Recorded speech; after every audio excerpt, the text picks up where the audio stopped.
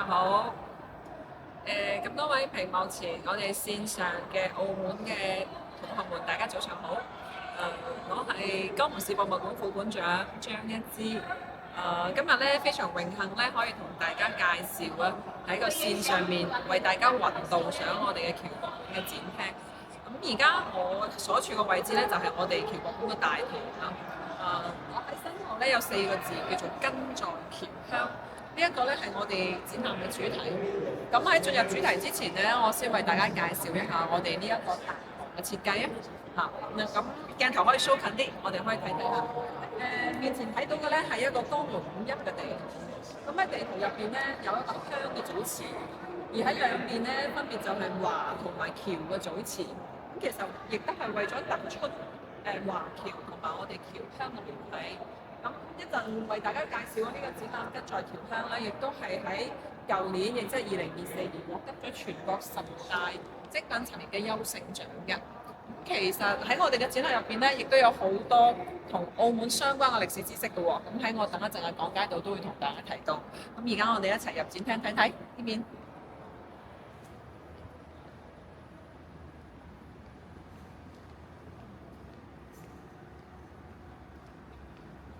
而家大家面前睇到嘅呢一個係我哋展覽嘅主題詞啊。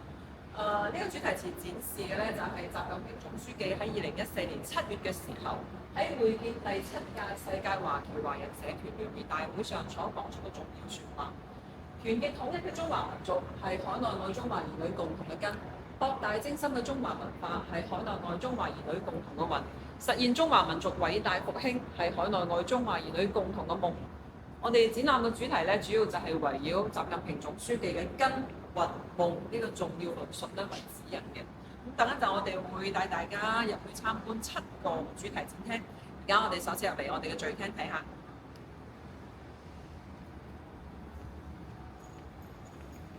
咁可能好多嘅同學仔都會有疑問啦，江門點解會係僑鄉咧？咁其實我哋嘅聚廳咧，亦都係好詳細咁同大家講述咗江門同埋海外嗰啲嘅悠久嘅歷史聯繫。首先我哋睇到嘅第一塊展板就係秦漢至隋唐時期咧，係中國古代海外移民嘅發生期。咁最早嘅海外移民係幾時咧？咁我哋呢度睇到，其實早喺殷商時期就有中國先民移居海外。當時嘅中國先民咧，最早去海外咧，其實係做海上貿易嘅。咁我哋嘅攝像機可以 show 翻下喺唐代嘅海上絲綢之路嘅路線圖。其實早喺唐宋年間咧，尤其是喺呢一條海上絲綢之路咧，已經將我哋嘅中華文明咧，通過海上貿易咧，係送達到世界各地。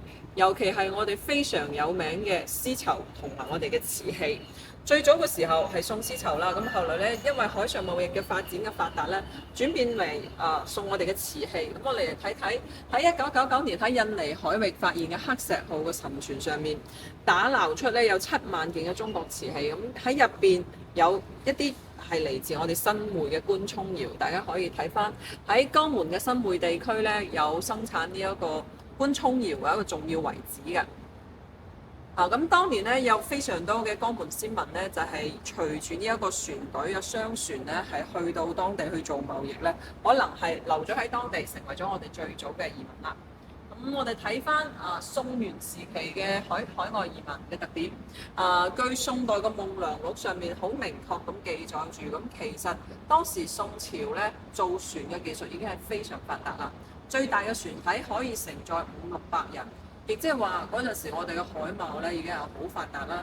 咁宋朝咧，因為係非常重視海上貿易嘅，並且當時國家嘅呢一個手工業係已經係去到咗非常發達嘅一個地方。咁其實咧，我哋做咗好多精美嘅瓷器，亦都有受到咗好多海外嘅西方國家嘅一啲人嘅青睞啦。咁佢哋嚟到我哋呢度咧，定做咗一啲我適合佢哋或者係佢哋中意嘅款式，例如係大家面前睇到嘅呢個瓷造窯，呢個綠色嘅瓷造窯咧，其實就係符合咗伊斯蘭教嘅一個審美嘅。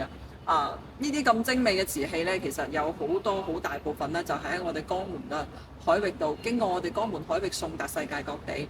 咁目前世界上經考古確認嘅年代最早保存最完整嘅沉船南海1號，佢嘅沉船點咧，其實就係喺江門嘅海域。咁我哋再嚟睇睇面前咧有一幅鄭和下西洋嘅一個圖像。相信咧，我哋所有嘅同學仔咧都對鄭和下西洋嘅呢一個歷史事件咧係非常熟悉嘅。其實去到明朝嘅時候，我哋國家已經擁有咗世界最先進嘅造船技術同埋航海技術啦。當時我哋嘅鄭和7次下西洋，咁究竟同江門有啲咩聯繫呢？據世界上第一本嘅航海圖集《鄭和航海圖集》上面好明確記載，江門咧有個烏珠島，烏珠島咧係當時鄭和船隊一個重要嘅航標嚟㗎。我哋嘅船隊咧本身咧係沿海航行嘅，只要睇到呢個烏珠島之後咧，佢就可以好大膽咁樣開始向深海航行啦。咁亦即係話江門嘅呢個地方咧係一個好重要嘅節點嘅城市咧，因為佢咁重要，所以喺烏珠島旁邊咧其實仲有個上川島啊！大家亦都可以睇翻呢一張圖，呢一張圖咧有好明確嘅上川呢個標記嘅，寫住上川。呢個咧就係1594年荷蘭航海圖上面對我哋上川島個標注。點解嗰陣時啲人已經係會標注咗上川呢？咁其實呢，其實呢段古仔係同澳門有關啦，因為大家都知道啦，葡萄牙人係1553年嘅時候去到澳門啦。咁但係其實呢，佢喺澳門之前呢，去嘅地方其實係嚟到江門嘅上川島嘅喎。咁我哋嘅攝像頭可以望望上邊嘅呢張照片，究竟上川島係點樣嘅呢？呢張照片呢，就可以睇到其中嘅我哋非常多嘅呢個瓷器堆積嘅呢個沙灘嘅呢一片海域嚇。當年有好多嘅葡萄牙好多嘅葡萄牙商船咧係嚟到我哋呢度買咗好多中國嘅瓷器走，咁所以咧有好多瓷器嘅碎片咧仲遺留喺嗰啲沙灘上面。依家亦都係我哋呢個海鮮貿易一個重要嘅一個見證嚟㗎。所以當時嘅葡萄牙語咧就將上川島起咗個名叫做他貓。他貓咧就係葡萄牙語咧就係貿易嘅意思喎。咁我哋再嚟睇翻呢邊，到第4個時期啦。近現代咧係我哋中國海外移民嘅高峰期。喺鴉片戰爭之後咧，尤其喺1848年1月美國發現咗金礦之後其實有好多人咧都想去美國淘金。咁喺發現美國金礦嘅呢一批隊伍入邊咧，呢個消息咧好快就俾江門人知道。咁所以一傳十，十傳百，有好多個老鄉帶老鄉嘅咁樣之後咧，好多江門人咧就去咗踏入咗穿梭太平洋嘅歷史旅程，去到美國淘金實現我哋嘅黃金夢。咁我哋再嚟睇翻呢邊，呢邊嘅展櫃入邊，我哋可以睇到其實有好多嚟自我哋4、5千年前嘅一個真實嘅我哋先民嘅生活嘅見證。例如大家面前睇到呢個咧係礫石嚇，係攞嚟磨刀，係磨啲器具嘅。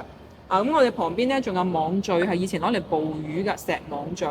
咁包括再隔離咧，可以睇到一啲灰陶嘅殘器。咁其實早喺4、5千年前咧，我哋嘅先民就已經掌握咗製作陶器嘅呢個技術啦。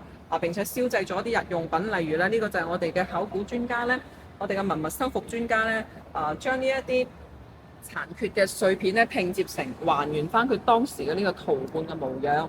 咁亦即係話呢一片區域嘅先民咧，好早就已經識得開發海洋、利用海洋啦。咁我哋再嚟抬頭攝像頭可以我看睇展廳嘅上方嚇。上方呢度咧展示咗我哋嘅係海上絲綢之路嘅沿海航線啦。呢一條沿海航線咧，我哋標注嘅就係我哋頭先講翻嘅上川島啦。旁邊呢個係下川島啦。咁上川島嘅右邊呢個咧就係烏珠島啦。就我哋頭先講嘅鄭和船隊嘅重要航標。呢條係沿海航線，咁有好多個人係沿住海上絲綢之路去到世界各地。我哋再嚟睇翻面前咧，我哋展示嘅係一個華人嘅世界分佈示意圖。喺呢個世界分佈示意圖入邊咧，我哋做咗啲標注嘅。大家可以睇翻紅色亮點嘅區域咧，就係江門人主要分佈嘅國家，佢哋主要嘅一個華僑數量。依家全世界咧係有6000多萬嘅僑胞，咁江門一直嘅咧係超過530萬。咁而且江門一個僑胞咧，我哋有一個好明顯嘅一個分佈嘅特點，就係我哋主要係分佈喺北美洲嘅，尤其是喺美國啦。喺美國嘅華僑入邊咧，我哋佔當地華僑華總數嘅1/3都係江門人。加拿大咧就佔咗當地嘅1/5。咁其實當時咧，亦都係頭先記得講述翻啦，係受到美國淘金潮呢個影響，呢個吸引啦，好多人去到美國淘金。咁大批嘅民眾咧，當時可能係留咗落嚟咧，繼續係建設當地嘅基礎設施。等一陣，我哋喺個展廳度都會睇到。好，咁我哋再梳翻埋嚟睇翻我哋嘅展櫃。頭先咪同大家講翻，葡萄牙人係發現咗上川島並且同佢起名叫貿易之後，佢哋所運載嘅就係嚟自我哋明代嘅時候景德鎮嘅青花瓷器。呢一啲碎片就係喺我哋頭先嗰張圖片中展示嗰個沙灘度發現嘅。大家可以睇翻啊。除咗有青花瓷啦，我哋呢邊咧仲有一啲紅綠彩瓷。咁其實咧仲有福建嘅德化窯。所以當時有非常多嘅貿易船隻咧係停靠喺我哋嘅台山。好，咁呢個係我哋嘅序廳嘅內容。而家我哋開始進入第一部分。好，我哋嘅第一部分咧會同大家講述喺江門成為中國僑都之前，我哋呢邊嘅地域嘅歷史演變。喺呢我哋面前有一條時光軸。咁究竟江門五邑咧，大家知唔知道邑係咩意思咧？咁其實邑咧就係縣嘅意思嚇，係一個地方嘅意思。五邑咧俗稱就係五個縣啦。咁喺呢五個縣入邊，最早成立嘅係邊個縣咧？就係公元220年嘅施平縣。當時嘅縣治咧就設喺而家嘅恩平鎮一帶。咁喺2年之後又設立咗平宜縣。平宜縣喺邊度咧？平宜縣就係等於今天嘅新會嘅司前鎮一帶。咁當時嘅平宜縣咧就係比較大嘅。咁佢係包括咗而家江門五邑除咗恩平以外其他嘅幾部分，即係例如係台山、開平、鶴山，包括而家嘅新會區、鳳崗區、江海區，仲有而家中山同埋珠海嘅部分區域咧，都係屬於平宜縣嘅喎。咁大家可能都聽過呢一個古江州呢個地名啦。我哋呢邊咧可以睇翻，其實係隋唐時期嘅時候咧，新會嘅區劃變化咧係非常嘅頻繁。咁嗰陣時曾經設過叫做江州，所以江州呢個名叫係嗰陣時開始叫嘅。再嚟睇翻，咁幾時有我哋嘅台山？幾時有我哋嘅開平咧？咁喺1499年成立咗呢個新寧縣。1914年咧，因為新寧縣有好多地方重名所以就改翻叫台山嘅。喺1649年咧，又設立咗開平啦。最後一個一鶴山咧，係喺清雍正10年嘅時候設立嘅。咁江門呢個名係幾時開始嘅咧？就係元末明初嘅時候咧，成立咗一個江門墟。江門墟咧，等於係我哋墟一件事，就係市集嘅意思，即係街市一個墟集嘅意思。最早嘅時候，江門係從商貿發家㗎。咁依家咧，其實我哋仲可以睇到江門墟嘅影子啊！我哋係保留得原汁原味。而家大家面前見到嘅呢一張照片咧，係50、60年代影嘅。咁其實喺而家咧，我哋仲係保留翻江門墟嘅一個以前嘅一個生活狀態啦。入邊咧仲有一個好大嘅市場啦，水街市場啦。咁亦都係生活住9000個嘅一個居民喺入邊㗎。喺1983年，江門因為成立咗已經係發展咗一個商業重鎮啦，地理位置咧係非常重要，所以咧我哋成立咗地級市，係管轄住而家嘅3區4市，亦即係我哋俗稱嘅五邑㗎。目前江門五邑咧係珠江三角洲咧最大嘅一個面積嘅一個城市嚇。咁介紹完江門五邑之後，我哋再嚟睇睇我哋當時嘅華僑，我哋嘅青年點解會選擇出洋呢條路先。我哋睇翻其實當時清末以後咧，社會動盪啦，咁有好多本地嘅鄉民咧係難以糊口嘅，所以佢哋為咗改善家鄉貧困落後嘅呢個生活面貌咧，選擇咗出外打拼去搏一搏。包括我哋面前嘅睇到呢2首華工歌謠，唔知道大家有冇睇到今年嘅賀歲片《唐探1900》咧？如果睇到呢套賀歲片嘅話咧，咁入邊王寶強嚇佢所唱嘅呢一首歌，其實係源自我哋江門五邑，應該係用台山話唱出嚟嘅。喜鵲喜賀新年，爹爹去金山賺錢，賺得金銀成萬兩，翻來起屋兼買田。亦即係話呢首華工歌謠入邊咧，係承載咗好多鄉民佢哋唔單單只係呢一位出洋嘅青壯年嘅夢想，可能係承載咗佢哋家庭整個家族嘅夢想。咁我哋再嚟睇翻。當時嘅華僑帶住3大願望出去買地建房娶老婆，一個好長遠嘅願望。但係中國人咧係非常嘅吃苦耐勞㗎。我哋有好多嘅優秀品質，其實已經立下咗良好嘅口碑啦。我哋嚟睇翻呢一個巴拿馬運河以招募華工嘅報導，上面寫住咧，自英國招華工往南非洲開礦，已鑄成效，各國皆為華工可用。大家都話中國人非常能幹，所以當時有好多個洋人咧嚟到咗我哋廣東、福建沿海一帶，招募咗成千上萬、數以萬計嘅呢個華工出洋去謀生。咁我哋以前唔識講英文點算呢？咁以前嘅華僑咧亦都係好聰明啦。咁我哋咧就編撰咗好多個學英語嘅工具書。喺我哋展示嘅呢本咧叫《華英女語》咧，係一位因平籍叫做鄭志躍嘅華僑咧喺1897年嘅時候編嘅喎。呢一本咧係佢再版嘅1909年嘅再版。咁我哋睇翻咧以前點樣學英語啦？其實只要你識講江門話就得啦。大家睇下揾草。是你火其實咧呢個音譯嘅學英語嘅方法咧亦都係當時嚟講係非常高效嘅大大咁樣方便咗我哋嘅華僑適應海外嘅生活。大家可以睇翻有好多好得意嘅詞語啦，例如係呢一個男孩 boy 啦，台山話咧就係 boy，其實係差唔多，我自己讀起嚟差唔多。好，咁介紹翻呢一個華英女語之後咧，我哋再嚟睇翻我哋嘅移民嘅方式呢邊做咗3種移民嘅方式展示俾大家睇，都係當時最主要嘅移民方式。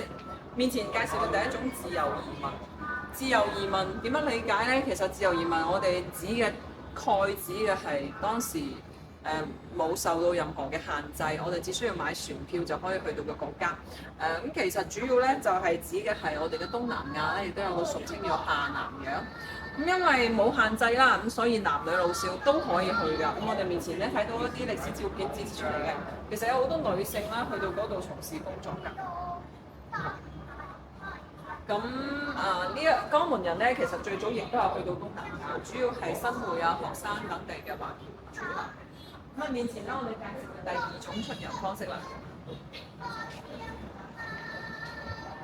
睇到嘅呢個第2種出洋方式咧，叫做賒單華工。其實賒係借錢嘅意思，呢個單咧就係指嘅係當時嘅船票，亦即係話係借錢買船飛嘅出洋嘅華工。當時咧因為去美洲、大洋洲啦，船飛非常貴咧，橫跨太平洋。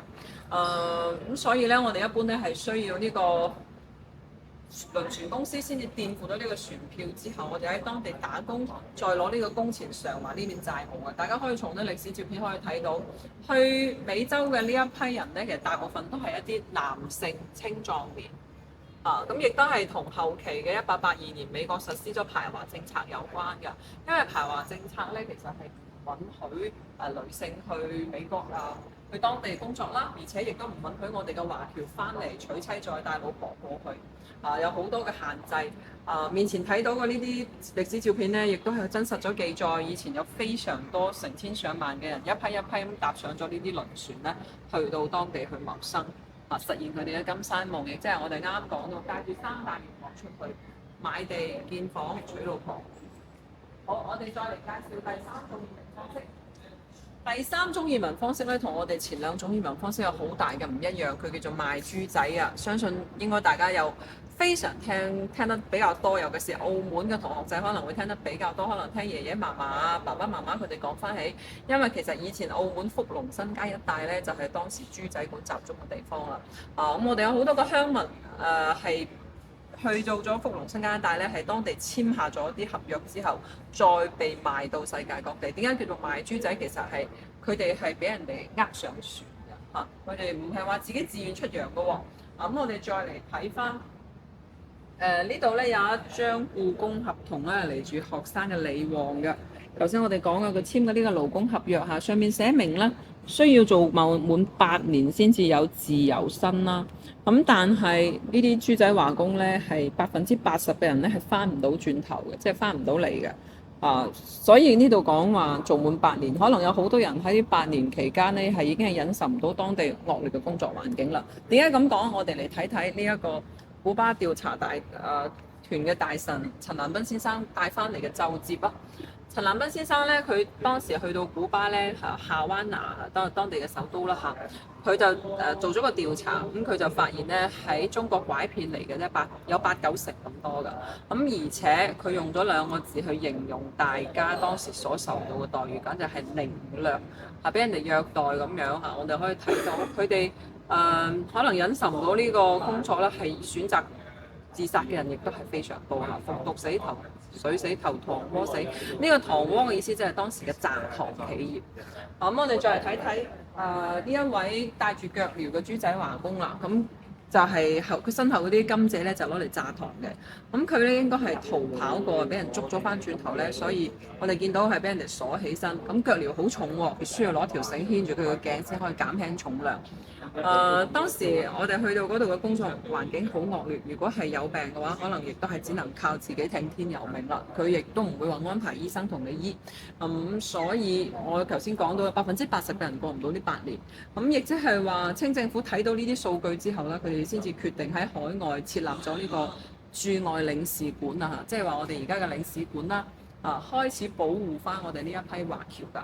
我哋再嚟睇翻前面，前面咧我哋展示咗一個普通嘅移民家族周氏家族。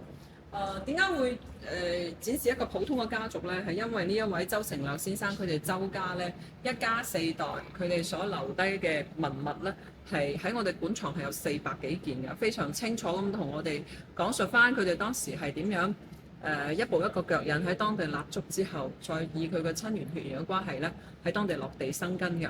咁其實一家團聚可能係我哋中華傳統啊，我哋每一個民眾嘅心入邊嘅最原始嘅渴望。喺面前睇到嘅，仲有佢哋嘅啲移民材料譬如佢去喺美國嘅時候，佢要申請佢個仔女出去，佢就要準備一啲移民材料啦。呢個叫做口供紙。旁邊仲有一啲書信。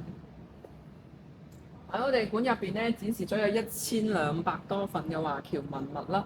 呢啲華僑文物咧都係非常珍貴，亦都係反映咗我哋華僑呢100幾年嚟，佢哋係點樣一步即係通過自己嘅努力喺當地咧係發家致富，並且後來係回饋翻我哋嘅社會。好，咁睇完周氏家族之後，我哋再嚟睇翻我哋當時究竟係最早嘅出洋工具係乜嘢咧？面前展示咗有3個3個碼頭啦，江門嘅3個碼頭。呢邊最早成立嘅碼頭係廣海碼頭，喺台山。當時嘅華僑嚟到台山坐大眼雞出去，其實佢係首先係去到香港同埋澳門先㗎。我哋再嚟睇翻啦，旁邊有展示翻嘅就係澳門41廣長快船嘅公司廣告，大家可以睇到嚇。呢個輪船公司咧就話自己咧好標準啦，座位又舒暢啦，空氣充足啦，而且啲嘢又好好味茶水又利便物美價廉啦。呢邊咧仲有香港41輪船嘅公司股票。其實咧好多個華僑咧喺香港同埋澳門當地咧成立咗輪船公司因為當時香港同澳門咧係我哋僑鄉連接世界嘅一個樞紐港嚟㗎，亦即係話我哋嘅鄉民如果想出洋嘅話，必先要嚟到呢2個地方轉乘其他嘅大帆船、大輪船之後咧，先至可以出洋。面前睇到嘅呢個咧就係葡國廣場快捷電船直通來往嘅一個廣告啊！呢度所講嘅4邑咧，同埋我哋而家嘅5邑咧有少少區分。依家呢度指嘅4邑咧就係唔包括而家5邑中嘅學生嘅。好，我哋再嚟睇翻啦，呢度有一張照片啦，可以展示到江門嘅大利號，當時就係坐呢個大利號咧係去到香港。咁去到香港、澳門我哋可以睇翻以前咧有非常多嘅人等待出洋㗎，喺呢一個香港嘅上環碼頭。1900年嘅時候，大家可以睇到人頭湧動啊！大家可能會有疑問，咁到底當時喺香港、澳門坐船出去要幾耐啊？其實坐帆船出去就真係好耐啦，要3、4個月甚至乎半年時間，因為坐帆船係要靠鬼風航行㗎。快慢都要靠天食飯，睇天氣嚇。咁呢度有一份司徒美堂先生嘅一個摘錄啦，佢嗰陣時就聽老華僑講啦，啲華僑咧帶住啲鹹蝦醬咧生晒蟲啦，3、4個月甚至半年時間先至可以平安上岸。佢又比較形象啦，佢形容話抱住桅杆從香港哭到舊金山，去到當地就已經係放假。不過我哋再嚟睇翻坐帆船，後來什麼時候有蒸汽輪船呢？咁其實自從1867年嘅時候就已經開通咗呢個蒸汽輪船。面前睇到嘅咧有啲船期表係我哋根據我哋館藏整理出嚟一個輪船嘅航程啦。咁當時咧輪船咧係快到去舊金山嘅話，只需要19日就可以啦。我哋再嚟睇翻，咁除咗坐船之外，什麼時候先至有飛機啊？大家而家出國都係坐飛機，係咪？咁其實喺僑鄉咧，好早就開始有飛機㗎啦。係二戰後期，我哋睇到嘅一張菲律賓航空公司嘅代理廣告，坐喺牛上嘅牧童，仰望住天上嘅飛機。呢一張海報咧，畫工好精美，而且我覺得佢嘅設計理念咧亦都係好創新㗎。好，我哋再嚟睇翻第二部分頭先介紹嘅咧係第一部分遠渡重洋嘅內容。而家我哋進入嘅咧係我哋展廳嘅第二部分拼搏海內。喺呢個第二部分咧，我哋會利用翻我哋展廳嘅呢個優勢啦。大家會發覺我哋嘅展廳好高大嚇，我哋係有8米嘅層高，8米嘅層高，我哋打造咗一啲好沉浸式嘅一個場景。例如依家展示翻出嚟嘅咧係一個東南亞嘅一個淘洗石米開挖石礦嘅場景。大家面前睇到嘅呢幾位咧，嗰陣時咧俾人叫做流浪妹。佢呢個名點叫翻出嚟嘅咧？就因為佢哋手中嘅呢個工具咧叫流浪㗎。咁真正嘅流浪又係點樣咧？我哋呢度有展示實物喎，大家可以過嚟呢邊睇。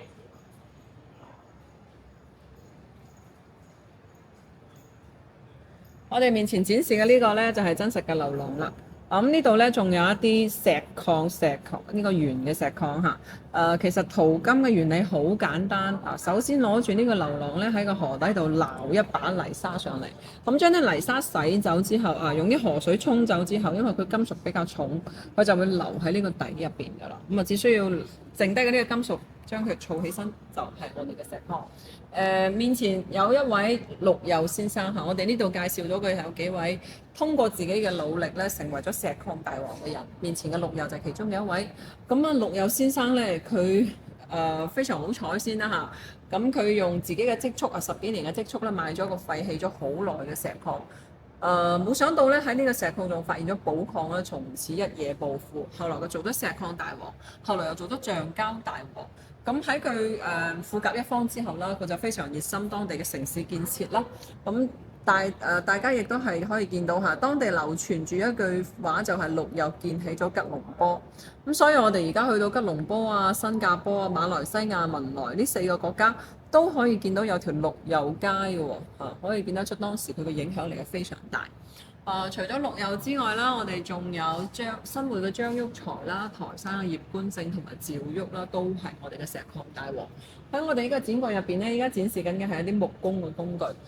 其實當時東南亞咧真係好多個自然資源嘅，除咗石礦之外咧，仲有好多其他嘅，例如係橡膠例如係一啲好多嘅樹林、森林。所以呢度展示嘅木工工具咧，仲有2位以木工發家致富嘅，一個叫做黃亞福，一個叫做吳勝鵬，都喺當地好有名。咁佢哋就有一個共同點啦，佢哋都係好熱心公益慈善，對當地同埋對我哋家鄉咧都係貢獻巨大㗎。好，我哋再嚟睇翻美洲嘅木片。中國人咧，其實嗰陣時去到海外謀生啦，佢哋唔單止要克服自然環境嘅困難，佢哋亦都要克服語言環境嘅困難，佢當然都要克服當時社會環境嘅困難。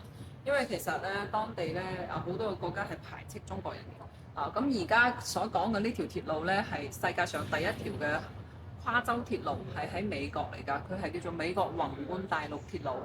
呢條鐵路從美國嘅東部嘅紐約嗰邊係去到我哋當時嘅加州。咁如果當時紐約去加州咧冇呢條鐵路嘅話咧，你坐船係需要半年時間。咁自從通咗鐵路之後咧，只需要7日嘅時間。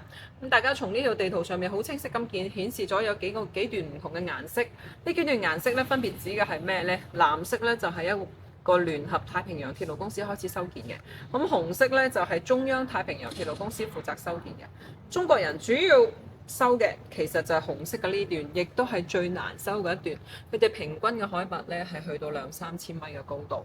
咁呢條鐵路係林肯總統咧喺1863年嘅時候1月嘅時候開始正式修建嘅倡議嘅。一開始中央太平洋鐵路公司遇到嘅第一個難關就係布魯莫森槽。佢哋需要喺當時有一個高30多米嘅一個山坡度咧，係開通一條長300米、闊4米嘅一條車道。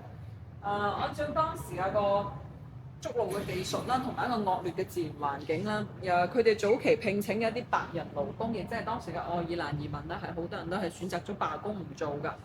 咁正當佢哋一籌莫展嘅時候，係中國人係為佢哋解決咗問題。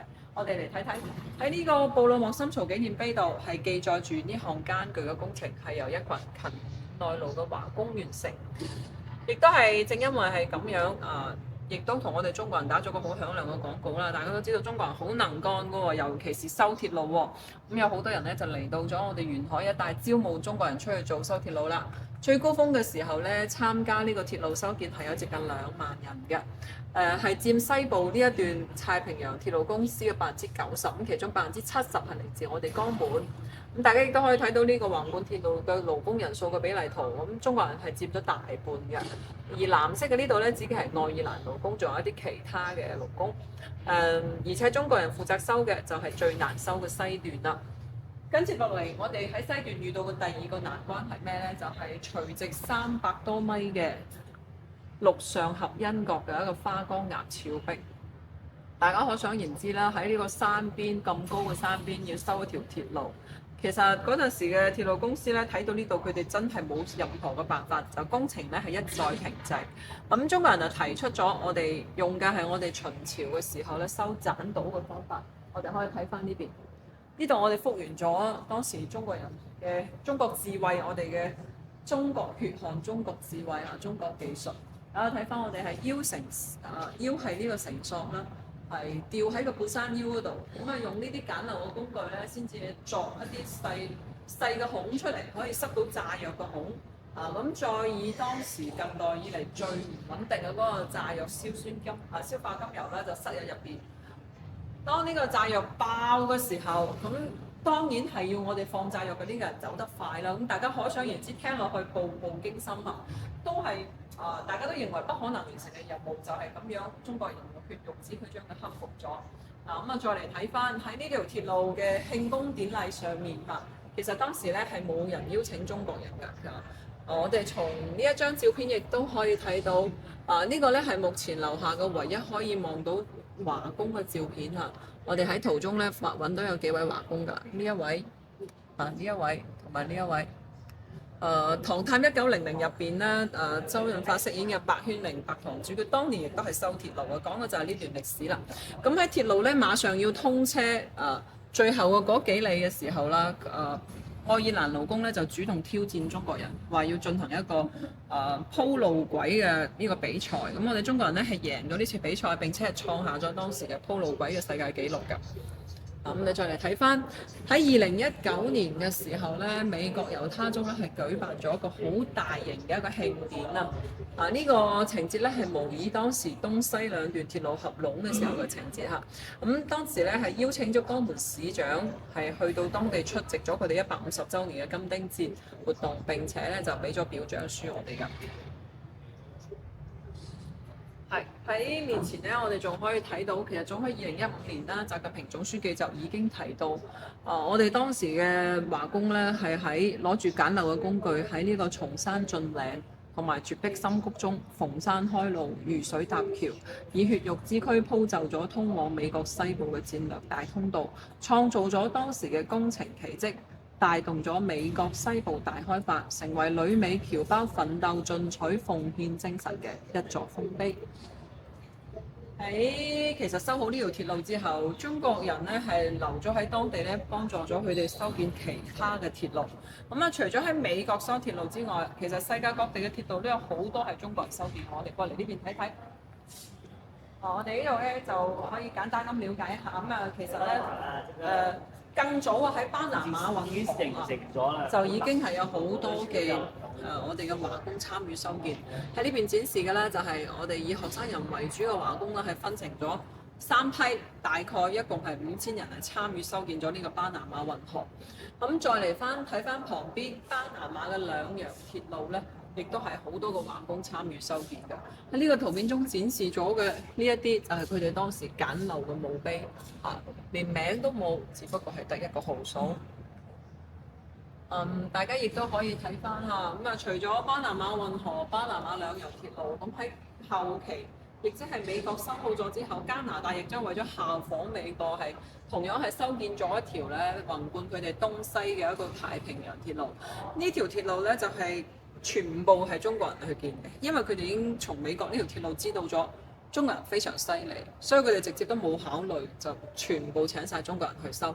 17000多名嘅華工參與修建咧，有4000幾人係犧牲咗性命。咁啊，再嚟睇翻喺墨西哥啦、秘魯嘅高原鐵路啦，同樣啦，亦都有好多華工嘅參與。世界各地其實都知道中國技術非常犀利啦。咁啊，而家咧亦都各地都建立咗一啲華工嘅紀念碑，例如喺我面前嘅呢一個咧。就係叫做嘉華豐功碑。唔知有冇同學仔去過加拿大溫哥華？咁呢個咧就係溫哥華嘅華僑廣場上矗立住一個碑。我哋睇到係中國人嘅宗旨，呢個係修建鐵路嘅華工。呢個係參加二戰嘅華裔軍人。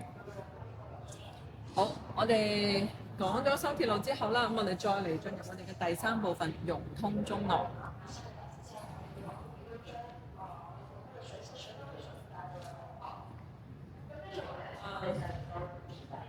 嚟到呢個部分咧，可能係咁多位同學仔可能最中意呢個部分。點解我咁講咧？因為呢個部分有部分嘅一啲店鋪係有叫唐人街嘅店鋪係可以行入去嘅。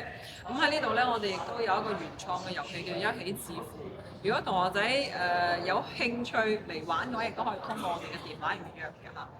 面前睇到嘅呢一個係一個唐人街嘅一個牌坊，我哋係模仿英國倫敦嘅牌坊，係建起身嘅。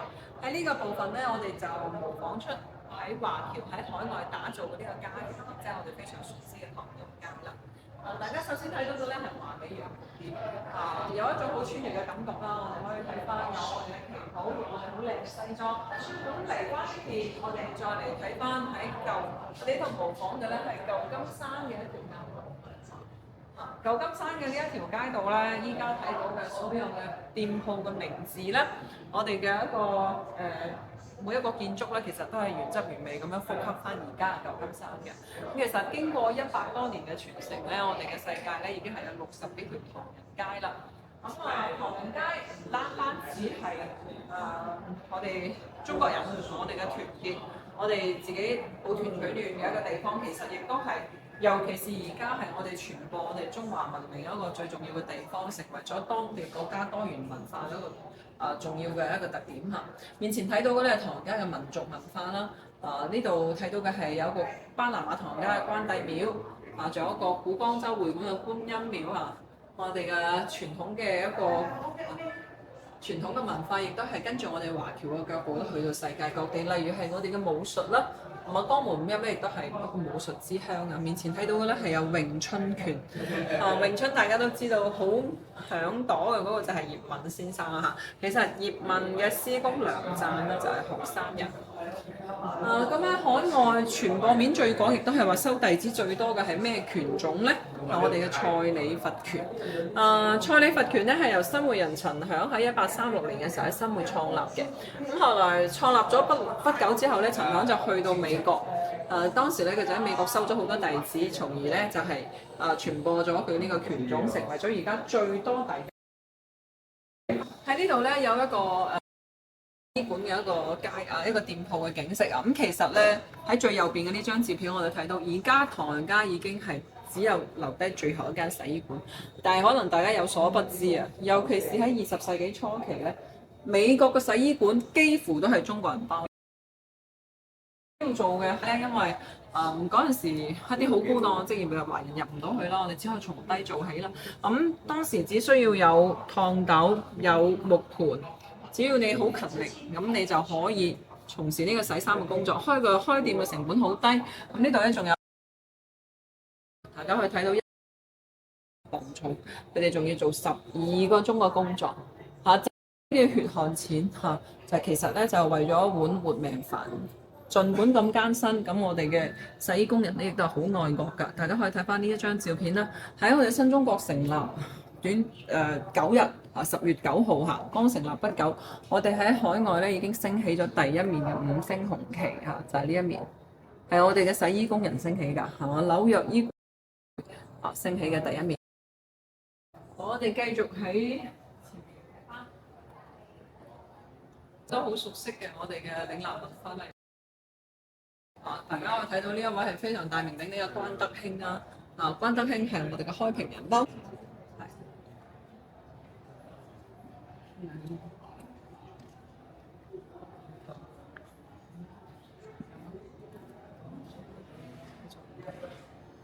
OK，我哋又翻嚟啦。可能頭先網絡有啲問題。咁我哋頭先問翻啦，大家睇到面前嘅呢3個玻璃樽啦，唔知大家可以估一下3個玻璃樽以前裝乜嘢咧？其實開估先啦。我哋嘅呢3個玻璃樽咧係我哋非常有名嘅一個牌子啊，廣合牌腐乳。我唔知大家有冇食過腐乳啦？腐乳入邊咧，廣合牌腐乳係最好味啦，最傳統嘅。而家喺我哋嘅超市有得賣嘅喎。咁廣合牌腐乳係我哋開平嘅。好，再嚟睇翻呢度有好多嘅餐具啦，包括我哋廣東人嘅燒臘啦、啲掛鈎啦，仲有一啲西式嘅餐具攞嚟整蛋糕糕點嘅。咁而家海外個唐人街，大家可以睇到我哋嘅中餐真係非常受歡迎嘅。去到每一個地方嘅唐人街嘅中餐館，可能都係排晒長龍啦。有好多各地嘅美食去到。我哋江門有啲咩美食咧？例如係台山嘅黃鱔飯啦、古井燒鵝啦，呢啲亦都係跟住華僑嘅腳步去到世界各地㗎。繼續向前，我哋嚟睇睇仲有啲乜嘢？紅鋭雜貨鋪雜貨鋪入邊咧賣嘅當然係我哋家鄉嘅土特產啦。事情病咗點算咧？因為洋人嘅醫院咧就唔接納中國人。我哋病咗點算咧？我哋就當時係靠自己。大家都知道廣東人中意飲涼茶，唔知道有冇飲過王老吉涼茶嘅同學仔啦？王老吉涼茶咧就由學山人黃澤邦喺1828年嘅時候創立嘅喎。咁當時王老吉涼茶咧喺美國當地咧係賣到5美金到10美金不等。其實佢嘅銷路亦都係非常犀利啊！咁呢邊咧仲展示咗，唔知大家有冇飲過盒仔茶即係話感冒發燒其實一劑就搞掂啊！盒仔茶非常犀利伴隨住我哋長大嘅呢個元吉林金和茶，就係由學山袁氏家族創立嘅喎。咁呢邊咧仲有黃道益活絡油，仲有我哋潘高壽枇杷露，都係嚟自江門五邑地區㗎。中醫係非常博大精深。除咗呢啲之外，我哋江門咧仲有廣東3寶之一嘅陳皮。大家都知道啦，陳皮周身都係寶唔單止可以潤喉化痰止咳仲可以調理脾胃。咁而家呢邊就亦都可以睇到一位叫做盧俊先生嘅展板。咁點解呢度會介紹呢個人呢？咁其實盧俊先生咧當時係發揚呢個孔子嘅美德以人心人術去著稱啦，並且咧用針灸病形成咗一套獨特嘅自己嘅醫術體系。而家西方嗰邊咧，其實好中國嘅針灸技術，其實係同呢位人物咧係好有關係㗎。再嚟睇翻呢邊，呢邊講到嘅社團文化。首先咧同大家介紹嘅係4·1會館嘅創會會期。咁呢個博物館咧喺以前其實仲有舊館，喺舊館籌建嘅時候，當地嘅父老鄉親知道家鄉要建起博物館嘅時候咧，就非常支持。佢哋翻箱倒櫃咧，就揾咗呢一個1897年嘅夏威夷嘅4·1會館嘅創會會期交住俾我哋。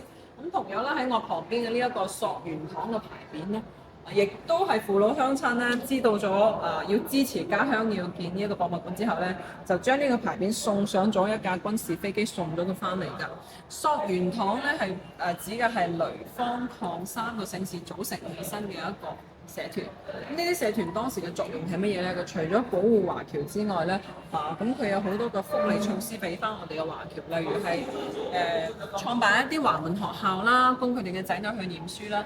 並且佢哋頭暈身慶，萬一係單身漢喺嗰邊，如果係過咗身嘅話，佢哋終會將佢哋嘅骨灰咧帶翻嚟我哋家鄉安葬嘅。咁我哋再嚟睇翻呢邊，呢邊我哋展示嘅咧係中華僑民學校咧，模仿嘅咧係美國西雅圖嘅中華僑民學校。大家睇到我哋週末咧展廳亦都比較多人啦。呢個中華僑民學校入邊咧有一啲電子嘅遊戲啦，包括我哋喺黑板度咧就展示一啲題目。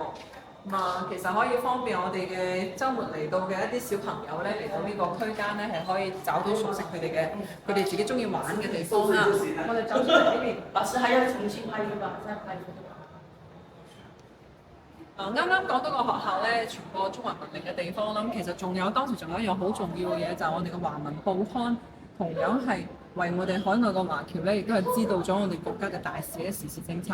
而家大家面前睇到嘅咧係嚟自古巴嘅光華報，佢當時嘅打字機啦，呢邊咧仲有啲執字粒啦，當時嘅活字印刷術啦。旁邊仲有一個印刷機啦。其實華僑咧喺海外創辦咗好多華文嘅報紙嘅。咁喺創辦報刊啲人物入邊咧，有好多係嚟自江門一地區。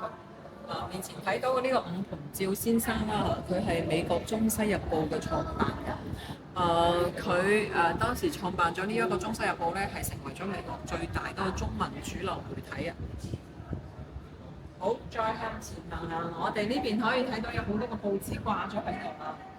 我哋館藏咧亦都係有好多嘅海外嘅僑刊，亦都有當時去到喺海外成立嘅呢啲報紙。繼續向前，我哋可以為大家介紹我哋一位人物叫做丁龍。大家嚟睇翻下，面前介紹嘅呢個丁龍咧，係喺美國手槍漢學系嘅人物。佢喺1900年嘅時候喺美國嘅哥倫比亞大學倡議成立咗第一個漢學系。咁美國嘅哥倫比亞大學一直喺度揾究竟邊個係丁龍，因為當時丁龍所留低嘅信息非常少。咁呢個謎底咧，終於喺2021年嘅時候揭開。咁其實丁龍咧係原名姓馬嘅，佢唔係姓丁㗎嚇。佢叫做馬俊龍，丁龍係我哋台山話頂龍嘅呢一個譯音嚇，頂龍。馬俊龍咧係喺18歲嘅時候去到海外謀生，後來咧佢認識咗當地嘅富豪卡彭蒂埃先生，喺佢屋企做一個好普通嘅工人。咁其實卡彭蒂埃咧佢好有錢，但係佢脾氣都好大。咁佢身邊嘅工人換咗一批又一批，唯獨是丁龍留咗落嚟。咁丁龍身上究竟有啲咩特質令到佢吸引咗卡彭蒂埃咧？我哋睇翻下近30年嘅相處，其實卡彭蒂埃咧已經深深咁俾丁龍身上啲優秀品質所以影響到，所感動到。其實卡彭蒂埃一早就已經冇當佢係自己嘅工人。佢去出邊帶佢出去嘅時候，佢都同大家介紹呢一位係我嘅朋友。咁喺1900年嘅時候，卡彭蒂埃就問到佢呢位朋友，佢話：丁龍，你有啲咩願望，我幫你完成啦。丁龍提出嘅咧係希望可以喺當時嘅哥倫比亞大學建立一個漢學系。佢希望美國人可以學習我哋嘅中華傳統優秀文化。當時卡彭蒂埃亦都係好興奮啦，佢就帶住我哋一齊去佢就帶住丁龍咧去揾到哥倫比亞大學嘅校長。其實咧卡彭蒂埃咧係哥倫比亞大學嘅校董嚟嘅。咁佢當時咧就帶住丁龍咧去到揾到校長嘅時候咧，佢就話：我今日嚟揾你，我唔係兩手空空㗎，我咧係帶住一張10萬美金嘅支票嚟揾你。我希望喺哥倫比亞大學建立一間漢學系，同樣我希望可以將漢學系嘅呢個名咧叫做丁龍教職。我依家可以向你介紹我企喺我身邊喺我身後嘅呢一個人物。呢個人物咧，佢係我認識嘅擁有最良好品格嘅人。佢相信可以產生一個咁良好品格嘅人嘅國家。呢個國家肯定有好多嘢值得我哋學習嘅。大家可以睇翻最後呢句啦。Immediately, we have much to learn from the Chinese。我哋應該有好多嘢應該向中國學習。其實究竟係乜嘢打動到卡彭蒂埃咧？咁嗰陣時嘅校長咧，其實佢都好唔明解。我可以接受你10萬美金啦，但係我唔明白點解要將佢係以一個中國人嘅名字去命名。咁其實卡彭蒂埃佢後來評價丁龍。我哋睇翻，佢話：這是一個罕有嘅表裏一致、中庸有道、慮事周全、勇敢仁慈嘅人。其實呢短短嘅一行字，我覺得雖然佢寫得好低調，但係佢幾乎係擁有咗我哋最美好嘅人格嚇。咁後來丁龍咧，亦都係寫信校長咧，亦都係將自己嘅積蓄12000美金咧係捐咗出嚟。咁卡彭迪歐咧係知道10萬美金係唔夠嘅，係咪？陸陸續續咧，一共捐咗27.5萬美金一齊去促成咗呢件事。最後呢件事係成立咗，咁並且而家延續到今時今日咧都有丁龍教籍嘅喺哥倫比亞大學。咁後來嘅丁龍啦，佢就因為中國人都有一個傳統係落葉歸根啦，咁佢1905年嘅時候佢就告別咗佢個好朋友卡彭迪歐，就翻咗嚟我哋台山白山嘅千秋里，呢個係佢哋嘅故鄉嘅航拍圖。咁我哋講翻啦，究竟點揾到呢個人嘅咧？咁其實佢翻到嚟嘅時候咧，佢就亦都冇同佢屋企人講佢喺美國做咗一件咩事啊，所以佢個仔唔知，佢個孫亦都唔知，後代都唔知。咁係點樣揾到出嚟佢係丁龍咧？咁其實咧後來佢翻咗嚟之後，卡彭迪安又非常掛住佢，就寫咗幾封信俾佢。佢咧就將呢啲信咧係流傳咗喺佢嘅祖屋度。咁我哋喺個祖屋度，除咗發現呢幾封卡彭迪安寫嘅信之外咧，我哋仲發現咗有一個相框入邊夾住咗一張細嘅相，而呢一張細嘅相亦即係今時今日喺美國哥倫比亞大學放到好大嘅一張丁龍嘅照片。原照片就係喺呢一個祖居度發現，所以進一步佐證咗丁龍就係進龍。大家可以睇到其實呢個古仔可以展示出當時中國人其實呢個咁卑微嘅身份，一個華人嘅僕人啦嚇，佢係以一個非凡嘅視野咧，係促進咗中美兩國更加咁了解彼此。依家面前見到呢個照片咧，就係而家哥倫比亞大學嘅漢學系嘅主流肯特大樓。咁大家都知道哥倫比亞大學咧係有名嘅名校啦，亦都係培育咗好多名人。面前睇到嘅咧係近代哥倫比亞大學江門籍嘅留學生統計表。除咗有我哋江門籍人之外，我哋有幾位名人咧，例如係胡適啊、馮文啊、宋子文啊，都係哥倫比亞大學畢業㗎。好，我哋再嚟睇翻。而家咧同大家介紹嘅係我哋江門嘅一個世界記憶遺產，亦都係我哋江門嘅文化名片。江門除咗有碉樓之外，我哋仲有橋梯喎。面前睇到嘅呢一個橋梯咧，係1875年咧兄弟二人咧喺海外寫俾父親振能嘅信啦。面前嘅呢個信件咧，就係佢哋寫明咗呢個兄弟二人咧喺海外咧係做啲咩工作啦。咁呢個工作咧每個月有幾多工錢啦？並且咧佢就話叫老父親要保重身體呢個健康啊安康啊，佢就會過回寄錢。其實咧海外華僑咧雖然喺當地工作好艱辛，咁但係佢哋將佢哋嘅血汗錢慳埋咧，就將佢寄翻屋企。咁亦都係連同佢哋呢一啲思念嘅文字轉換成書信，所以就形成咗銀信啦。咁銀信嘅意思就係有銀亦都有信，係銀兩同書信嘅合一體。當時咧銀信嘅兌換業務係幾咁發達咧？大家可以睇翻呢一張照片。呢一張照片咧，可以睇到我哋以前僑鄉嘅街道。呢啲街道咧，呢啲墟鎮入邊咧，有好多個店鋪咧係經營呢個僑換兌換業務嘅喎。當時嘅橋梯咧，多數係以民間商號。當然啦，佢哋一間商號係冇可能做成一個咁複雜嘅兌換嘅。佢哋通常咧係從海外嘅機構、海外嘅商號，或者係我哋中國嘅銀行，仲有我哋嘅郵局一齊合作去完成嘅呢個兌換工作。兌換究竟係邊個做送信呢？我哋仲有最後嘅一步係直達橋券手中嘅呢一張橋梯係點樣直達呢？就係面前睇到個巡城馬。巡城馬呢3個字係一個好好嘅形容詞。係好形象咁樣展示咗佢哋係巡邏喺城市嘅馬匹。亦即係等於我哋今時今日嘅快遞小哥。咁但係當時嘅快遞小哥咧，真係佢哋嘅口碑好緊要㗎，因為以前咧就冇任何嘅複雜嘅密碼體系，佢哋只有送嘅呢個橋梯。我哋呢度咧可以睇翻，我哋館藏有非常多珍貴嘅橋梯。而家見到嘅咧係以前嘅啲支票單，我哋橋回單。都幾代了。好，我哋再嚟睇翻啦，呢個係巡城馬嘅形象。以前咧係帶住，大家可能有疑問啦，點解佢嘅送信工具係一個籮嚟嘅嚇？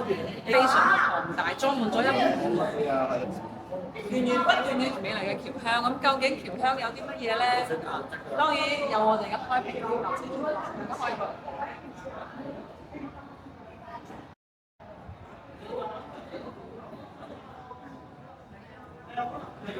呢度展示嘅呢一個區間咧，其實我哋集合咗開平嘅智力村，亦都集合咗開平嘅第一流鋁石樓。大家可以通過呢個屏幕咧感受翻下喺呢個區間入邊咧，我哋睇到個碉樓好靚。面前睇到呢個鋁石樓咧，佢有9層樓咁高啦，佢被譽為開平第一樓。其實碉樓點解要叫碉樓咧？佢呢個碉字咧，其實源自於碉堡嘅碉啊。佢建得比較高，起咗一個居高臨下嘅作用，係一個好堅固、好高大嘅一個特點啊！我哋嘅碉樓。面前咧仲有一啲可能呢一個模型度睇唔到一啲孔啊、啲窗眼，我哋睇翻呢張相。呢個係鋁石樓嘅照片嚇。咁我哋睇到呢啲長方形嘅孔同埋啲圓形嘅孔。佢點解咁多窿咧？呢啲窿咧其實就係以前嘅窗眼嚟嘅。大家唔知有冇睇過《讓子彈飛》呢一套電影咧？咁以前咧亦都有好多個賊入村，因為華僑咧特別有錢啦，咁佢哋喺度住嘅時候咧，經常會成為咗好多賊仔嘅目標啊！我哋咧就自己建立咗呢個碉堡形式嘅居住建築啦，專門嚟防賊嘅。因為佢咁靚，大家亦都可以睇到係有融合咗各個國家嘅建築模式啦，又咁精美，又咁設計得咁靚，加上又咁實在嘅作用下，除咗可以防賊仔之外咧，佢仲可以防洪水，因為佢起得比較高可以防洪水。呢個作用咧，佢就被評為咗我哋嘅世界文化遺產。大家嚟到江門玩嘅時候，除咗去到開平睇碉樓之外，其實我哋江門每個地方都有碉樓嘅喎。呢一個台山嘅碉樓仔非常多，有3000幾棟，開平咧係1833棟。繼續落嚟，我哋再去睇睇新寧鐵路啦。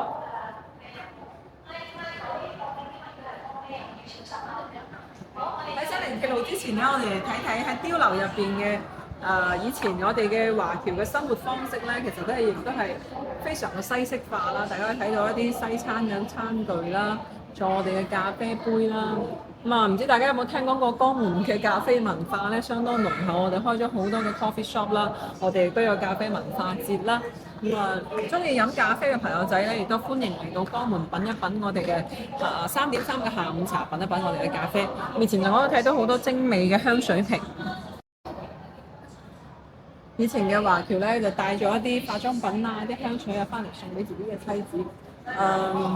仲有呢度咧，仲可以睇到有好多嘅鄉村。我哋嘅鄉村咧亦都係建設得比較好嘅。點解咁講？因為我哋引進咗西方嘅章程去管理村落。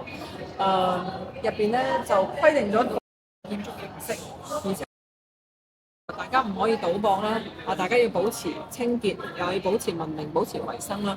所以我哋嘅好多個村咧都以模範村去著稱㗎。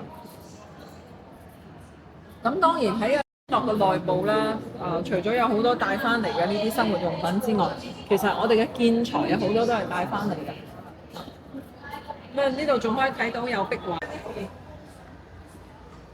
一邊嘅展板咧展示咗我哋近代工業文明嘅明珠嚇。點解咁講咧？因為佢係一條全民辦嘅一條鐵路。其實喺清末嘅時候咧，我哋嘅路權咧99%都係掌握喺西方人嘅手中。咁喺1904年嘅時候，收回路權運動。當時嘅陳怡希咧咁啱1902年嘅陳怡希翻嚟，佢喺1904年嘅時候翻到嚟家鄉，就見到咗我哋嘅路權啦，都係掌握喺列強手中，所以佢亦都係為咗響應國家嘅號召啦，佢就打咗呢個口號，3不口號：不招洋股，不借洋債，工程由本院人指辦。佢將佢喺美國嘅呢個房產全部變賣，攞咗呢個錢大投入股，以股份嘅形式去興建。當時佢話要以中國人嘅資本、中國人嘅技術建起一條屬於中國人嘅鐵路。其實嗰陣時，陳怡希已經係60歲，一個衣錦還鄉嘅一個老人家嘅年紀，但係佢真係將呢個鐵路建好咗，並且喺80歲嘅高齡嘅時候啦，陳怡希就希望將鐵路咧建到台山嘅銅鼓灣，並且將銅鼓咧開發成一個商埠喎。咩係商埠咧？就係佢希望呢度係有一個保稅區，一個自由貿易港。佢亦都希望鐵路可以通到呢度，招世界各國嘅投資，做替世界各國嘅貿易。陳怡希係一個非常有遠見，亦都非常有策略嘅一個愛國嘅華僑。我哋睇到佢特登咧為咗鐵路開工便利係圈咗個三品嘅官員。咁啊，當時咧呢條鐵路咧點解可以建起身咧？其實係滿足咗三大嘅條件。第一大條件就係、其實海外有好多個鐵路係中國人修建，嗰陣時我哋掌握咗呢個先進嘅技術。第二個條件就係、我哋喺海外打拼咗幾十年。好似陳怡希咁啦，佢打拼咗40年，佢積累咗一部分嘅資金啦，有資金有技術，最後有乜嘢呢？第三點就係有我哋嘅愛國心。所有嘅華僑當時都希望改變家鄉貧困落後嘅面貌，所以佢哋好渴望家鄉有一啲技術有一啲實際嘅嘢可以改變到。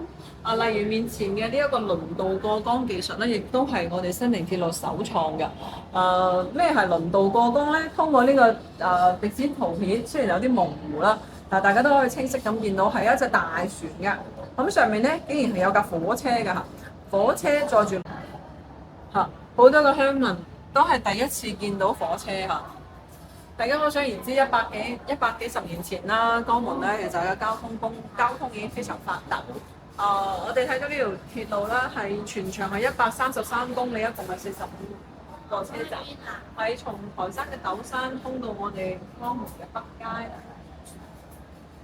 途經新會。咁我頭先講到嘅呢一個輪渡過江技術咧，就係位於新會嘅牛灣同埋台山交界一帶啦。喺咩嗰度？好，我哋再睇翻當時嘅新寧鐵路咧，仲擁有咗好多好先進嘅技術，例如我哋自己都可以喺小機車頭，我哋喺台山公益有一個機械廠去興建機車頭。咁仲有一個呢啲展示嘅模型咧，就係、我哋係當時喺海外進口嘅機車頭，例如係德國公司生產嘅同埋美國公司生產嘅，呢、個就係新寧鐵路嘅標誌。咁大家亦都可以認住呢個標誌嚇。其實係我哋新寧鐵路嘅寧字啦，一個圖像化一個衍生。咁中間呢個咧就係其實一個鐵軌大家可以睇翻，係非常咁形象嘅，亦都係好靚。其實喺江門有好多個實業係華僑興建，咁好多個華僑咧亦都去到咗國內嘅其他地方，例如係喺南京嘅華興村，仲有上海嘅創辦嘅第一家信託公司，都係江門人去興辦嘅。仲有廣州珠江邊上有一棟非常漂亮嘅建築啦，愛群大廈啦，亦都係由台山人陳昌平去建立。喺呢度咧，我依家突然醒起咗，好似頭先未同大家介紹我哋嘅護照，咁而家我哋試去講翻護照先。講完而家喺個展廳度已經有非常多人。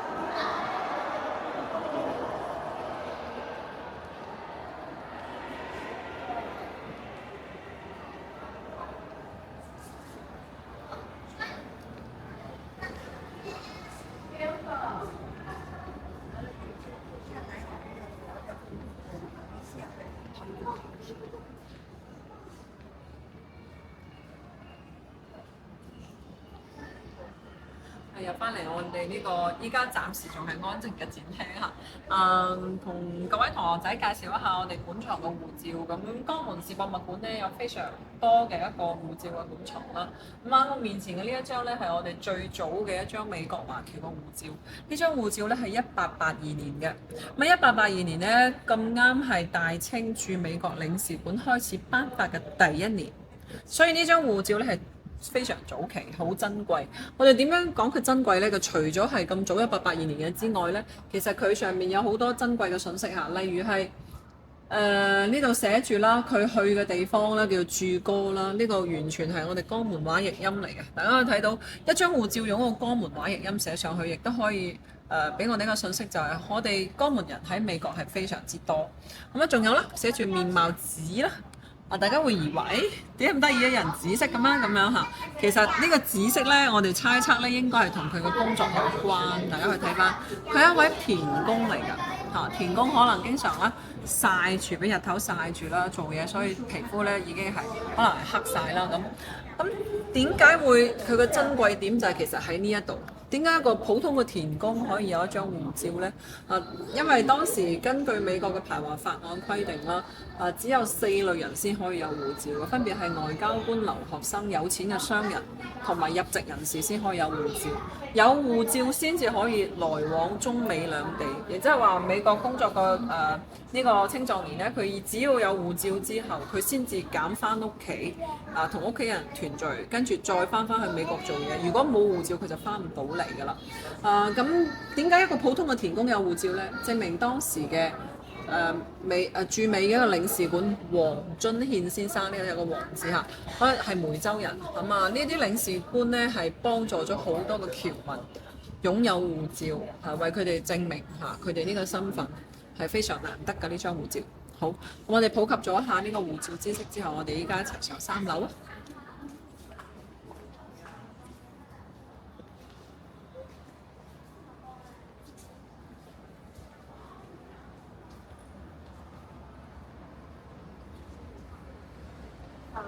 其實我哋博物館咧仲有好多古仔啦，但係因為今日時間有限啦，先同各位同學仔介紹一啲比較精華啲亮點嘅地方。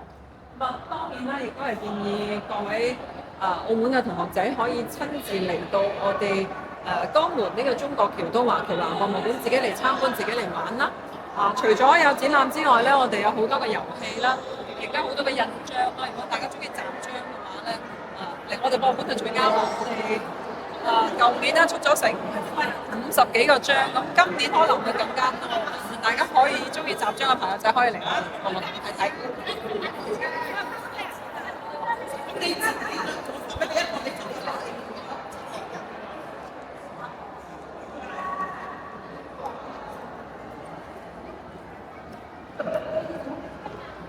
再同多大家打到一個廣告啦。喺嚟緊嘅5·1假期咧，如果大家得閒嘅話咧，亦都係歡迎大家嚟我哋博物館啦。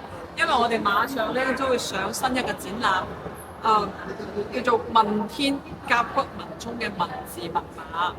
大家對甲骨文有興趣嘅咧，可以嚟到我哋博物館，除咗睇呢一個華僑史展覽之外，仲可以睇到甲骨文嘅展覽。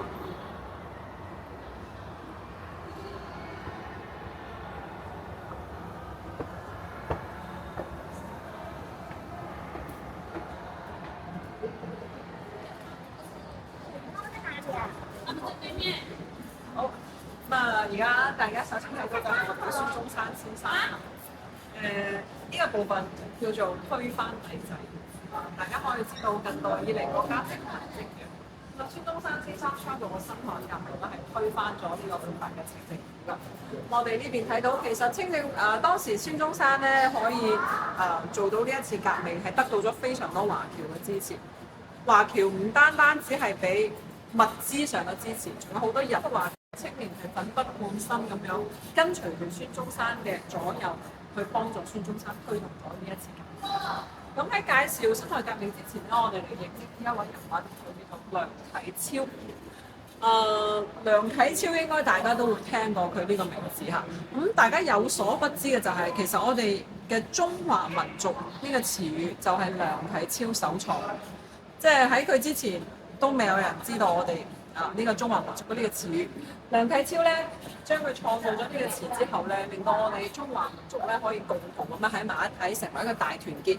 大家可以睇翻下，梁啟超話：中華民族自此本非一族，實由多民族混合而成。我哋嘅國民咧，從19嘅意識開始尋求呢個強國復興之路，尤其是海外嘅僑民佢哋接過咗呢個中華民族嘅，尤其是係孫中山之後。我哋首先睇翻呢度有一個好大嘅屏幕啦，包括我哋頭頂，大家可以 show 下會喐嘅飛機咁呢一架飛機咧就係我哋嘅鳳魚1號。鳳魚唔知大家有冇聽講過啦我哋中國嘅航空之父，我哋第一個設計製造飛機嘅人。馮煜先生咧喺1909年喺美國嘅上空咧係正式試飛成功我哋中國嘅第一隻飛機馮煜1號。其實當時馮煜設計飛機嘅初衷，佢係為咗救國，航空救國嘅理念就係馮煜誕生嘅。馮煜係拒絕咗好多美國人出嘅高薪，佢選擇喺1911年嘅時候咧，翻嚟我哋祖國，為我哋祖國效力。當時咧，馮煜咧係被任命為廣東革命軍飛機長。非常年輕有為嘅馮煜，亦都係喺1912年喺8月25號嘅時候喺燕塘表演一次飛機嘅時候，喺佢降落嘅時候，因為躲避一個小朋友啦，不幸從高空墜機嘅。喺佢重傷彌留之際，佢同佢啲助手講：大家失敗咗，而阻擋你哋繼續設計飛機嘅呢個初衷。你哋應該知道，其實我呢個係一個必有嘅過程嚟嘅。咁正係有前人嘅呢個不斷嘅嘗試、不斷嘅犧牲，先至有咗我哋今時今日。大家可能坐飛機覺得好舒服啊，好快啊，咁就係真有我哋好似類似馮煜咗我哋前赴後繼嘅好多個華僑先輩，佢哋不斷喺咁嘅嘗試，尤其是後來咧喺航空救國部分咧，我哋有更多嘅華僑青年係加入咗我哋嘅空軍隊伍。大家喺入第5部分之前，我先至同大家簡略咁介紹一下孫中山先生得到華僑嘅支持。面前咧有一個好大嘅背景啦，呢個背景咧可以睇到呢位係孫中山先生嘅，咁喺佢旁邊嘅呢位咧叫做黃山德啦，台山人啦。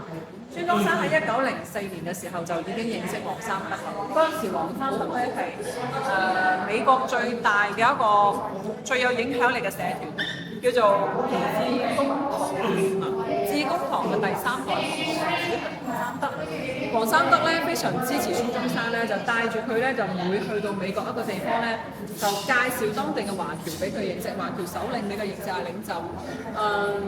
有同佢哋講，大家一齊支持我身邊嘅呢位人物孫中山。都係得到咗華僑嘅支持，所以後來咧，孫中山咧係將佢同盟會咧係全部加入咗致公堂，並且咧係成立咗個中華革命籌響局。從此之後，源源不斷嘅資金咧就匯翻國內啦。我哋睇翻喺呢一個孫中山領導嘅南方政府嘅臨時任職情況表度，可以睇到好多嘅高官啊，嚟自我哋江門五邑地區。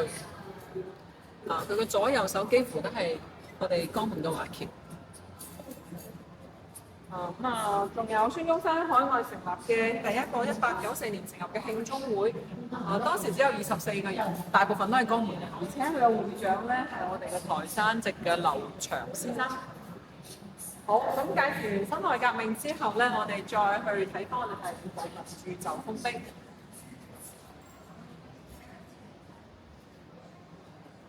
鑄就豐碑咧呢個部分主要係介紹世界大燈，即係喺法西斯戰爭入面啦，喺世界各地有非常多嘅華僑華人，佢哋係參與咗當地嘅呢一個為咗人類嘅公平正義，為咗我哋嘅和平抗爭參與咗抗戰。我哋先嚟睇翻中國戰場。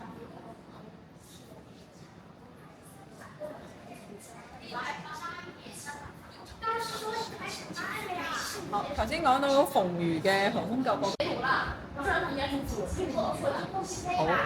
我哋又翻嚟啦嚇。頭先可能斷咗眼。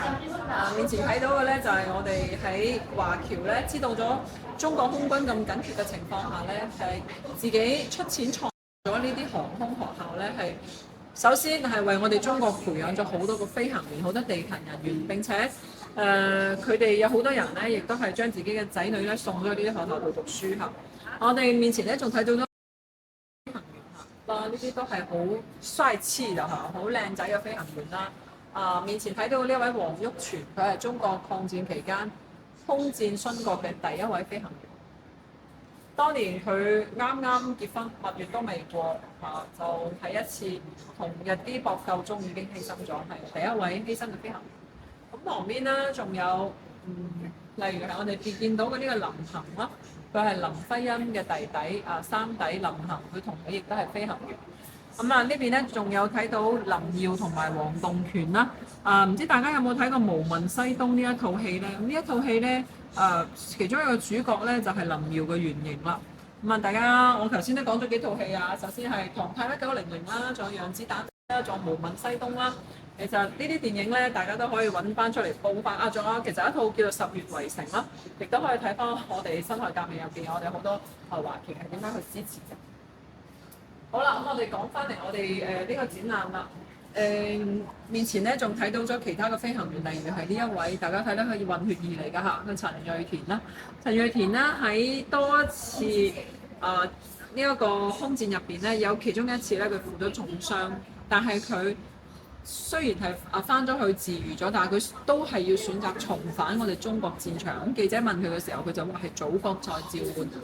咁啊呢邊咧仲有我哋嘅飛虎隊，飛虎隊咧係當時抗戰嘅時候咧，抗擊日軍嘅主力軍。咁呢一支主力軍入邊有1000多人咧係嚟自美加嘅華僑，90%咧係祖籍江門滿一㗎。我哋面前咧可以 show 近翻睇翻飛虎隊嘅呢一塊血符。點解佢叫血符咧？呢一塊血符咧就係繡喺佢哋嘅戰衣嗰度嘅。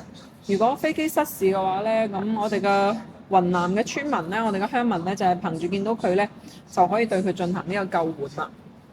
大家睇到來華助戰，洋人軍民一體。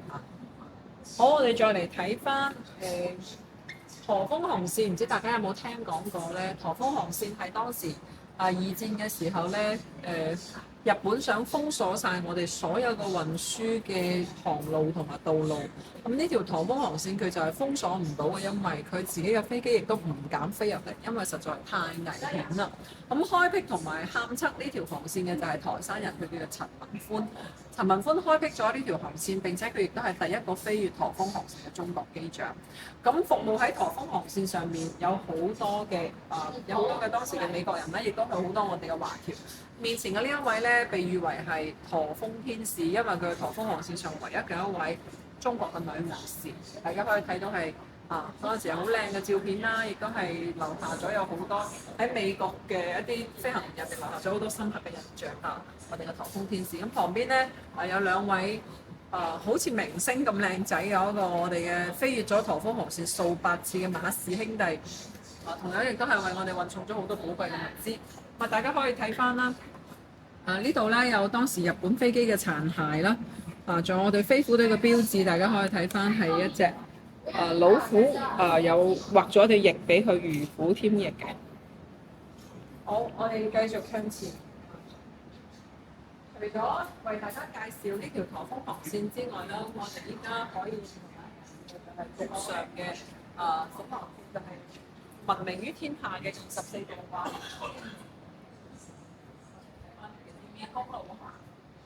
大家睇翻呢一個圖像嚇，光係睇照片咧，你就算而家行，可能都會有啲毛骨悚然啊嚇！24度拐、24度彎嘅。當時日本人亦都係封死唔到。雖然佢哋都會攞飛機嚟炸，但係其實咧都係封唔到，因為呢度亦都係太險峻。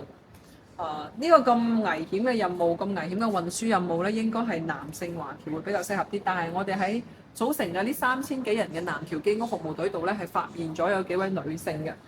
大家可以睇到呢一張照片啦，大家會覺得佢係咪一啲都發現唔到其實佢係一個女仔咧？佢當時咧就係瞞住父母啦，女扮男裝去加入呢個南僑機工服務團。咁究竟係幾時先發現佢嘅咧？係喺一次事故入邊，佢受咗傷啦，喺醫院度先至發現咗。如果原來佢係女仔嚟嘅，咁所以大家咧都話佢係當代花木蘭啦。咁佢叫做李月美，係江門台山人。好，再嚟睇翻我哋有歐洲戰場。頭先講翻啦，世界各地嘅戰場上面都可以見到中國人嘅身影啦。咁呢邊咧可以睇到嘅，我哋展示出嚟嘅，大家都會見到有男仔，其實亦都有好多女仔嚇。其實不分男女，不分戰前同埋後方咧，都喺我哋嘅唔同嘅戰線度咧，係為咗世界嘅和平咧，係奉獻自己一份力。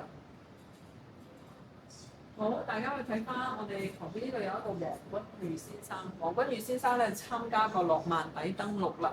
咁當時咧佢有一個偵察兵衝鋒在前。呢位老人家面前咧，黃君裕佢手上面攞住嗰啲9枚軍功，係遲來嘅軍功章。佢嘅事咧一直都冇俾發掘，亦都冇俾宣揚。可能當年長期嘅排華啦，後來2009佢哋軍隊嘅最高嘅榮譽紫心勳章嘅。頭先講到咧，有好多僑鄉有好多女英雄啦，除咗有女特技飛行員、亞裔女飛行員咧，係李月英，亦都係。我哋仲帶嚟咗一個，其實東南亞戰場係戰術背景度咧，展示咗好多群像啦。大家係南州個刻畫下嘅身影。咁呢個咧就係佢進入第6幕。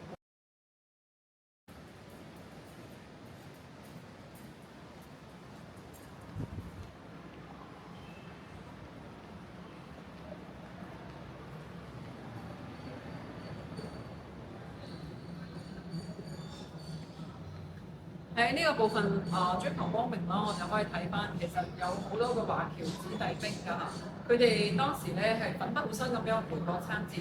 咁除咗有佢哋之外，我面前咧仲有2個民主黨派嘅創始人嘅介紹。中國咧有8大民主黨派，其中有2個民主黨派嘅創始人都係江門人。面前介紹嘅呢位叫做司徒美堂。唔知大家記唔記得？我哋喺日本咧睇到佢個回憶錄上面，佢講話當時啲老華僑點樣坐船嗰個司徒美堂。司徒美堂咧佢喺1948年嘅時候發表國事主張咧，係要響應我哋中國共產黨嘅號召啦，係團結咗非常多嘅當時嘅北美洲嘅僑胞去支持我哋中國共產黨。面前可以睇到咗司徒美堂先生佢雖然年紀好大啦嗰陣時。咁佢參加咗第1屆嘅全國人民代表大會呢個嘅投票嘅照片。咁我哋繼續向前睇到嘅呢一位咧叫做雷傑瓊。雷傑瓊咧係我哋中國共產黨嘅親密朋友嚟㗎。咁佢係我哋民進嘅創始人之一，係我哋嘅江門台山人。咁當年咧佢喺南加州大學攻讀呢個社會學碩士。